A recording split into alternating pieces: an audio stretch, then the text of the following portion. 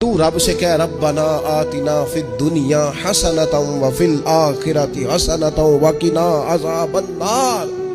تو رب سے دنیا میں بھی حسنہ مانگ، بھلائی مانگ، تو آخرت کے لیے بھی بھلائی مانگ، تو اس سے عافیت کا سوال کر۔ ہم دنیا میں رب کی سزا ہم نہیں سہ سکتے، ہم کمزور ہیں، کوئی آزمائش نہیں سہ سکتے۔ وہ جو لوگ بعض اوقات کہہ دیتے ہیں نا جی فلاں چیز ہمارے اعمال کا نتیجہ ہے، تو میں کیا کرتا ہوں، نہ کوئی یار، ہم تو یہ بھی نہیں سہ سکتے، ہم کہاں برداشت کر سکتے ہیں، ہمیں تو وہ معاف ہی فرمائے۔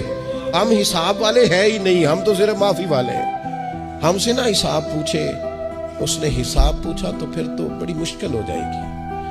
اگر اس نے حساب پوچھا تو بڑی رسوائی ہو جائے گی، اگر حساب پوچھا تو مشکلات سامنے دکھائی دینے لگ جائیں گی۔